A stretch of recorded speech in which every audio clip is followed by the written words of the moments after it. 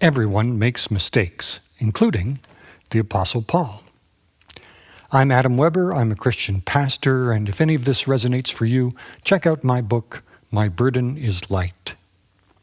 The Apostle Paul believed that the world was already in the process of coming to an end, that it would all be over soon.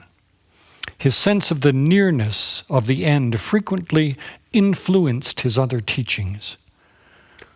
Let each of you remain in the condition in which you were called. Were you a slave when called? Do not be concerned about it. Even if you can gain your freedom, make use of your present condition now more than ever. That's from 1 Corinthians. Working for social reform was not central to Paul's work. He was more interested in spreading the gospel and building up the church. Why bother fighting social injustice in the social order when the whole thing is coming to an end anyway?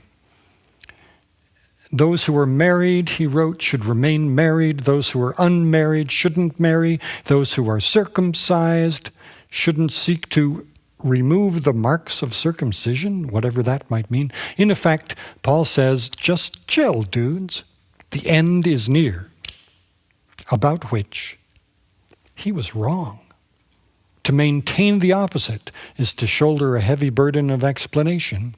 To begin with, you have to argue that those passages where Paul evidently believes Jesus will be back soon bear some other, less obvious interpretation.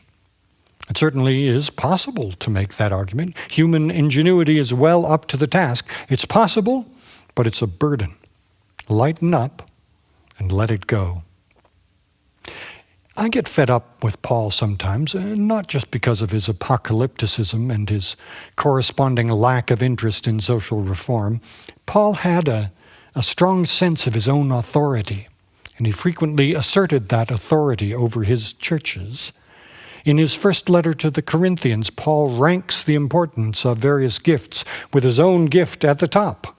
According to him, apostles like himself are ranked higher than anybody, and then prophets, and then come teachers, and below them are miracle workers, and below them healers, and so on down. That excessive attention to rank and authority sometimes gets on my nerves.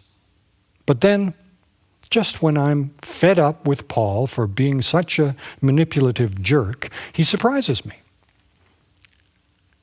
And I will show you a still more excellent way, he writes. And that still more excellent way turns out to be love.